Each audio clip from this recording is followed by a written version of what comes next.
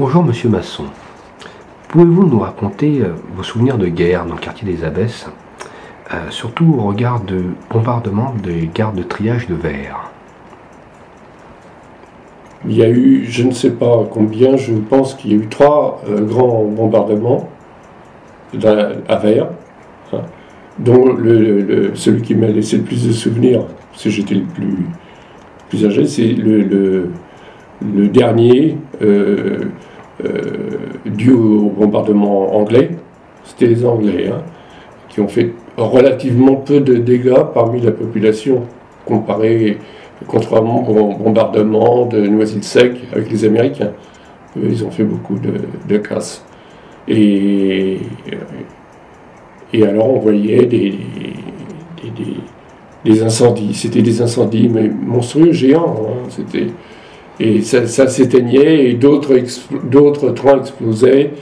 C'était le film de Burt Lancaster, c'était ça. Hein. C'était le troisième bombardement. Donc en fait c'était des trains de d'essence et de munitions. Munitions, essence, poudre et essence. Mais c'était... Et quand ça explosait, c'est comme si vous étiez en plein jour. Ah oui, absolument. C'était... oui. Ça se produisait la nuit et on voyait comme en plein jour. Hein. On voyait comme en plein jour. C'était énorme. C'était énorme. Monsieur Masson, pouvez-vous nous raconter cette histoire de fusillade avec les Allemands pendant la Seconde Guerre mondiale dans le quartier des Abbesses? Oui, ça s'est produit au moment du départ des Allemands. Ils envoyaient déjà les blessés, tout, et ils partaient le plus rapidement possible. Et les gens de la rue Roger-Albois, mais ça a dû se produire peut-être ailleurs, hein, pour eux c'était déjà la fête. C'était la fête, parce que les trains partaient, et donc ils ne tenaient plus compte des règlements, interdiction de regrouper plus de tant de personnes, 5 d'après ici, à peu près. Hein. Donc ils étaient déjà libres. Et les Allemands, un train s'est arrêté, et sur commandement d'un officier, certainement, parce qu'ils ne l'auraient pas fait sans ça, hein, ils ont tiré pour faire, pas pour vous tuer, je ne pense pas, mais pour faire éparpiller les gens, pour que la rue soit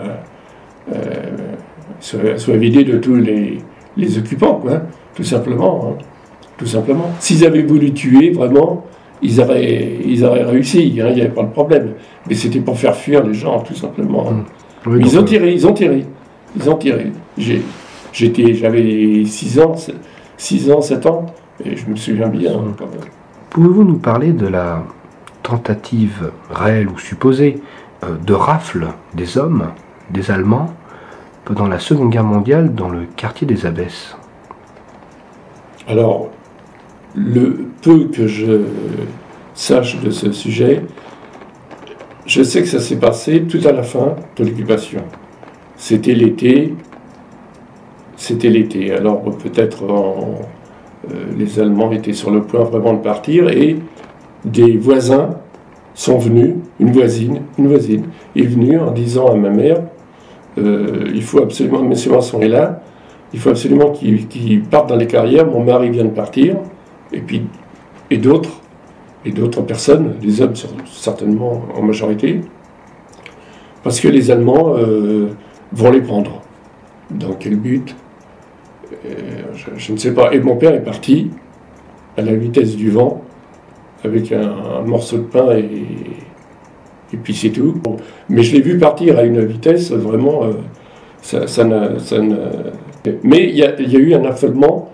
Les gens s'appelaient de chez eux, sonnaient partout. Partout, ils savaient qu'il y avait il y avait peu de pavillons à l'époque. Partout, ils savaient qu'il y avait des hommes pour prévenir, pour s'en aller. Quoi. Donc tous les hommes ont fui dans les carrières. Oh, certainement, tous ceux qui étaient présents, oui. Mais il n'y avait pas autant d'habitants non plus qu'aujourd'hui. Hein.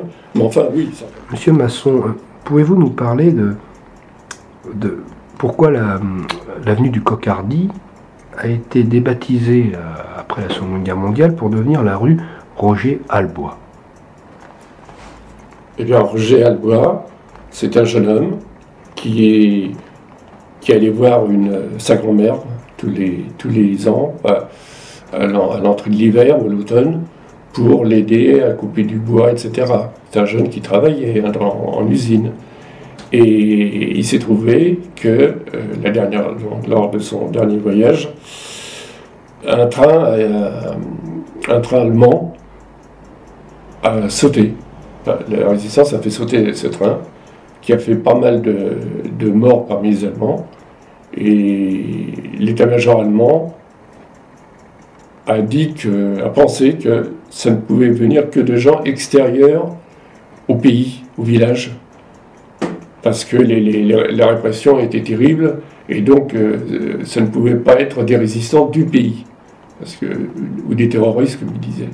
Et lui, n'étant pas du pays, il a été arrêté avec tous les autres, il a été fusillé.